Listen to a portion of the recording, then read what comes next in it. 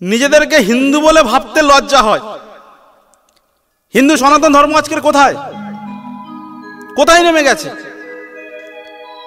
এই রাস্তা দিয়ে আসছিলাম, আস্তে আস্তে দেখলাম এক জায়গায় দোকানে লেখা রয়েছে মা কালী চিকেন শপ, মানে মা কালী মুরগির দোকান।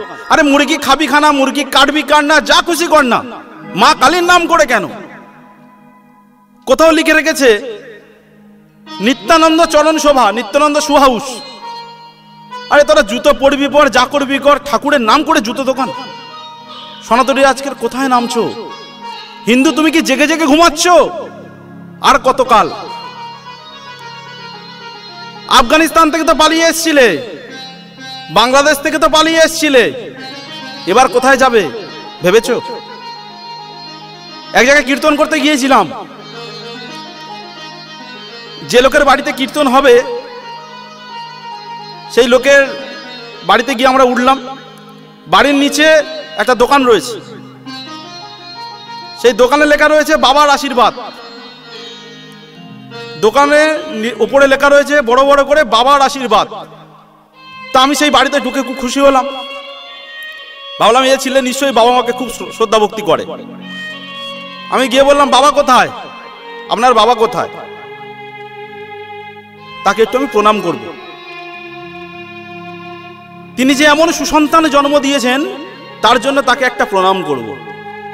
তিনি বললেন কেন? বললাম এই যে তুমি বাবার আশীর্বাদ লিখে রেখেছো, নিশ্চয়ই বাবাকে খুব ভালোবাসো। বলে হ্যাঁ তা একটু বাসি। জানেন তো আমার বাবা আমার জন্য এই দোকানটা করে দিয়ে গিয়েছে। ওই আমাদের বাইপাসের কাছে ওখানে 5 বিঘা জমি কিনে দিয়ে গিয়েছে। কলকাতায় 4টে ফ্ল্যাট আছে আমার নামে। আমার বাবা আর কত কি করে দিয়ে গিয়েছে জানেন? তখন আমি আস্তে আস্তে ব্যাপারটা বুঝতে পারলাম এ কেন বাবার আশীর্বাদ লিখেছে। বললাম আচ্ছা আপনার বাবা কোথায়? বলে দেখুন এই গত বছর হচ্ছে আমার বাবা মারা গিয়েছে। আমি বললাম ও আচ্ছা, তা আপনার মা কোথায়? বলে বাবার মারা যাওয়ার পরে মা খুব কান্নাকাটি করে, বাবার জন্য খুব শোকা হতো, তাই মায়ের কান্না আমি সহ্য করতে পারি না, ওই জন্য 3 তলার উপর দালান কুঠি আছে ওখানে রেখে দিয়েছি। আমি তখন ব্যাপারটা বুঝলাম, বুঝে বললাম আচ্ছা মা আছে 3 তলা দালান কুঠিতে, 3 তলায় একটা ব্যালকনি বানিয়েছে যেখানে মাকে রেখে দিয়েছে, একটা কুঠির, অত বড় বাড়ি, নিচে লিখে রেখেছে বাবার আশীর্বাদ। বাবা যেহেতু ফ্ল্যাট দিয়ে গিয়েছে, বাবা যেহেতু জায়গা কিনে দিয়ে গিয়েছে, তাই সেটা বাবার আশীর্বাদ বলে লিখে দিয়েছে। আর মাকে নিয়ে গিয়ে ফ্ল্যাটে রেখে দিয়ে, মাকে নিয়ে গিয়ে 3 তলার ওপর 15 কুঠিতে রেখে দিয়েছে। অতগুলো ফ্ল্যাটে মার জায়গা হয়নি, অত বাড়ি বড় বাড়িতে কোথাও মায়ের জায়গা হয়নি, তাও ঠিক ছিল। আমি বললাম আচ্ছা আপনার মাকে একবার প্রণাম করে যাব। বলো না না, মা গেলে কান্নাকাটি করে সবাইকে, মানে যাকে দেখে ভাবে কেউ এসছে হয়তো দেখার জন্য, মা খুব কান্নাকাটি করে যাকে দেখে, তাই মার কাছে যাওয়ার দরকার নেই। এই হচ্ছে সন্তানদের অবস্থা আজকে সমাজে। বাবার আশীর্বাদ লিখুন, মায়ের আশীর্বাদ লিখুন, যাই করুন, বাবা মাকে ভালোবাসতে হবে। আপনি মন্দির করলেন, হ্যাঁ রে পাড়ার ছেলেরা বলছে কত চাঁদা দিবি, কালী পুজো হবে তো পাড়াতে। আপনি গিয়ে বললেন চল এবছর 10,000 টাকা চাঁদা দিয়ে দেবো, কোনো ব্যাপার নয়, আপনি দিন। আপনি পাড়ার প্যান্ডেলে অবশ্যই চাঁদা দিন, কিন্তু তার সঙ্গে সঙ্গে আপনার বাড়িতে যে মাটা কাঁদছে, যে মাটা খোকা আসলে একসঙ্গে খাবে বলে কাঁদছে, আপনার বাড়িতে যে বাবাটা অপেক্ষা করে বসে আছে যে আপনি ফিরলে আপনার সঙ্গে খাবে, তাদের জন্য তো কিছু কিনে নিয়ে যেতে পারেন। আর যাই করেন না কেন, বাবা মায়ের চোখের জল কখনো ফেলবেন না।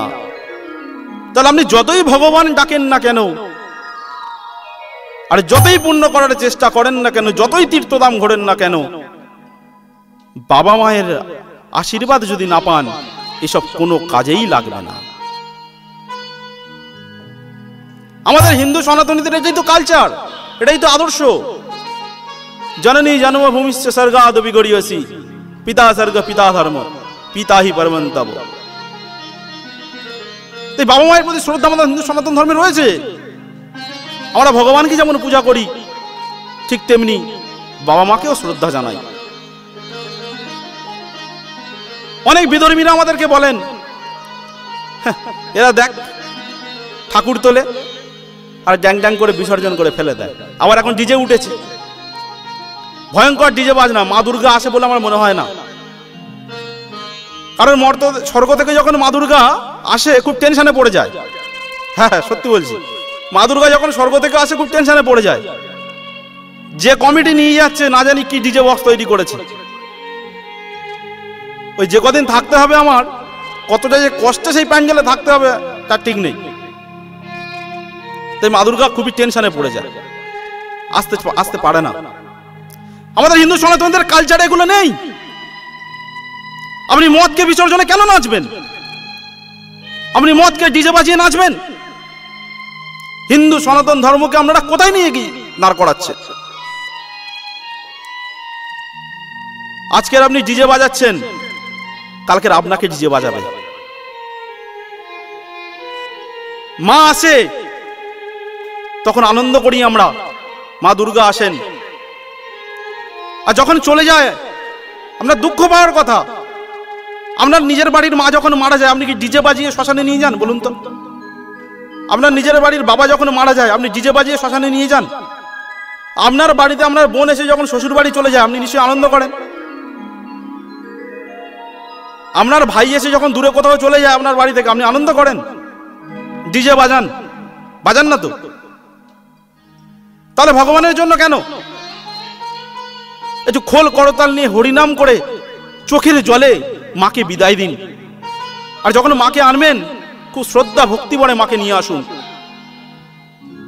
কালচারকে ফেরান, আমাদের সনাতনী ঐতিহ্যকে পুনরায় প্রতিষ্ঠিত করুন, সনাতনী ঐতিহ্যকে বাঁচিয়ে রাখুন। আমাদের অনেক বড় এই সনাতনী ধর্মগ্রন্থ, অনেক বড়। স্বয়ং মহাপ্রভু জন্মেছেন এই ধর্মে, এই হিন্দু সনাতনী ধর্মে। তিনি কত না লোকের কাছ থেকে মার খেয়ে এই ধর্মের প্রচার করেছিলেন। কাদের জন্য? আমাদের সেই সত্যযুগের মতো ধ্যান করতে হয় না, ত্রেতা যুগের মতো যাগযজ্ঞ করতে হয় না।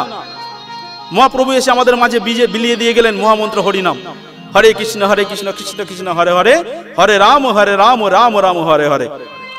আর কিচ্ছু করতে হবে না, শুধুমাত্র এই মহামন্ত্র পাঠ করুন। তুলসীর মালা পড়তে হবে। হ্যাঁ, হিন্দু সনাতনীদের তুলসীর মালা পড়তে হবে। যদি বলেন কেন তুলসীর মালা না পড়লে কি আমি হিন্দু নই? হ্যাঁ, আপনি হিন্দু। আপনি যখন ভোট দিতে যান, আপনার বুথে কি দেখে? ওখানে ভোটার কার্ড দেখে, তাই না? তাহলে একটা আইডি কার্ডের প্রয়োজন হয়। ভগবান না করুন, আপনি বাইরে বেরিয়েছেন, রাস্তায় গাড়ি নিয়ে যাচ্ছেন, কোথাও এক জায়গায় আপনার অ্যাক্সিডেন্ট হলো, আপনি মারা গেলেন। আপনার গলায় তুলসীর মালাটা আপনাকে চিহ্নিত করে দেবে যে আপনি একজন সনাতনী হিন্দু। তাই এই তুলসীর মালাটা পড়ুন, দেখবেন অনেক শান্তি পাবেন।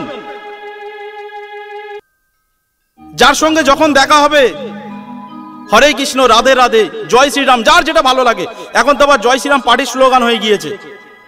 জয় শ্রীরাম বললেই ভাবে ও নিশ্চয়ই পার্টির কোনো লোক। বিশ্বাস করুন, রাম কোনো পাখির নয়, রাম সবার। মর্যাদা পুরুষোত্তম রাম, রাম সবাইয়ের জন্য। তাই রামকে নিয়ে কোনো পার্টি করবেন না, রাম সবাইয়ের। কেউ যদি জয় শ্রীরাম বলে, আপনিও তার সঙ্গে জয় শ্রীরাম বলুন। কেউ রাধে রাধে বলে, আপনিও রাধে রাধে বলুন। ভাব বিনিময় করুন। হিন্দুরা সব এখনো সময় রয়েছে, এক হয়ে যান।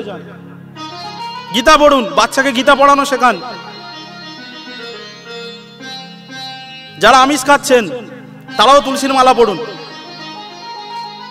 অনেকে ভাবছে আমি তো আমিষ খাই, মিথ্যা কথা বলি, কেন তুলসীর মালা পড়বো? আরে আপনাকে কোথাও পৌঁছাতে গেলে লাইনে তো আগে দাঁড়াতে হবে, আপনি লাইনে দাঁড়ান, তুলসীর মালাটা আগে পড়ুন না। দেখবেন আপনার মধ্যে অটোমেটিক একটা শ্রদ্ধা ভক্তি জন্ম নেবে। আপনি এটা পড়ুন, অপরকে পড়ান, গীতা পাঠ করুন। হিন্দুরা সংঘবদ্ধ হয়ে কোথাও নাম সংকীর্তন করুন। হিন্দুরা একত্রিত হন, আপনাদের চরণ ধরে বলে যাই, হিন্দুরা সবাই একত্রিত হন, গর্জে উঠুন, প্রতিবাদ করুন, হিন্দুত্ব জাগিয়ে তুলুন। হিন্দু সনাতনীদের আর কিছু নেই, আর কোথাও যাওয়ার জায়গা নেই, আপনি কোথাও যেতেও পারবেন না আর। তাই আপনার সন্তানের সেই হিন্দুত্ববোধ জাগিয়ে তুলুন, আপনার পরিবারের প্রত্যেকের মধ্যে হিন্দুত্ববোধ জাগিয়ে তুলুন। আপনারা দেখেছেন মহাভারতে দেখেছেন আপনারা, কৌরবরা ছিল 100 জন আর পাণ্ডবরা ছিল মাত্র 5 জন। কৌরবরা 100 জন আর পাণ্ডবরা মাত্র 5 জন। সেই 100 জন মিলে যুদ্ধ করে 5 জনের কাছে পারেনি। কেন জানেন? কারণ পাণ্ডবদের পক্ষে ছিলেন ভগবান শ্রীকৃষ্ণ। যথা ধর্ম তথা জয়। ভগবান শ্রীকৃষ্ণ তিনি গীতাতেই বলেই গেলেন, যদা যদা হি ধর্মস্য গ্লানির্ভবতি ভারত অভ্যুত্থানং ধর্মস্য তদাত্মাनं সৃজাম্যহম পরিত্রাণায় সাধুনা বিনাশায় চ দুষ্কৃতম ধর্ম সংস্থাপনার্থায় সম্ভবামি যুগে যুগে। যখনই ধর্মের উপর আঘাত আসবে, সাধুরা অত্যাচারিত হবে, তখনই আমি বারবার জন্ম নেব, আমি বারবার সাধুদের পরিত্রাণের জন্য আমি ছুটে আসব। অনেকে বলেন, আচ্ছা ভগবান শ্রীকৃষ্ণ কি আর জন্মায় না? রবীন্দ্রনাথ ঠাকুর কি আর জন্মায় না? জন্মানোর জন্য একটা প্ল্যাটফর্ম লাগে, সেই সঠিক প্ল্যাটফর্মই তো খুঁজে পাচ্ছে না, তারা জন্মাবে কি করে? বাচ্চা পেটে আছে, মায়েরা খারাপ ভাবে নেবেন না, আপনাদের পা ধরে ক্ষমা চেয়ে নিচ্ছি, চরণ ধরে ক্ষমা চেয়ে নিচ্ছি, রাধে রাধে, খারাপ ভাবে নেবেন না। বাচ্চা গর্ভাবস্থায় আছে, মা বসে বসে টিভি সিরিয়াল চালিয়ে বসে আছে, ওই দেখ অনুরাগের ছোঁয়া, দেখ তো ঝিলিক কি বলল। অনুরাগের ছোঁয়া, যখন অনুরাগ সরে যাবে আপনার জীবন থেকে, তখন যে আপনি কোথায় হারিয়ে যাবেন আপনি বুঝতে পারছেন না। তাই অনুরাগ তৈরি করুন, যে অনুরাগ আপনার সন্তান জন্ম হওয়ার পরে তার মধ্যে যেন ভালো কিছু সৃষ্টি করতে পারে। আপনি যেমন শিখবেন, যেমন করবেন, আপনার সন্তানও কিন্তু তেমনই হবে। আর যাই করুন না কেন, মা বাবাকে কষ্ট দেবেন না। মা বাবাকে ভালোবাসুন, আত্মীয় স্বজনদের ভালোবাসুন, আর সবাই মিলে একজোট হয়ে হরিনাম সংকীর্তন করুন। রাধে রাধে। একটু মন দিয়ে শুনুন, কেউ গন্ডগোল করবেন না। যারা কথা বলছেন তাদেরকে অনুরোধ করছি আপনারা একটু বাইরে যান, আপনারা একটু দূরে গিয়ে বসুন, যারা শুনছে তাদেরকে শুনতে দিন। আপনারা মহাভারতের যুদ্ধে প্রত্যেকে শুনেছেন, সেখানে কুরুক্ষেত্রে যুদ্ধ হয়েছিল। মহাভারতে শুনেছেন 18 দিন ধরে কুরুক্ষেত্রে যুদ্ধ হয়েছিল। কুরুক্ষেত্র কি শুধু কুরুক্ষেত্র? এই কুরুক্ষেত্র কি কেবল শুধুমাত্র ফাঁকা একটা মাঠ? পাণ্ডব কারা? এই দুর্যোধন বা কে? এই ভীষ্ম বা কে? আর স্বয়ং ভগবান শ্রীকৃষ্ণ বা কে? এগুলো জানতে হবে। কুরুক্ষেত্র শুধুমাত্র ফাঁকা মাঠ নয়। পাণ্ডব শুধুমাত্র পাণ্ডব নয়, আমাদের জীবনের সঙ্গে মিল রয়েছে, প্রত্যেকটার সঙ্গে আমাদের জীবনের মিল রয়েছে। মহাভারতের প্রত্যেকটি ঘটনা, স্থান ও চরিত্রকে এই মনুষ্য জন্মের সাথেও তুলনা করা যায়।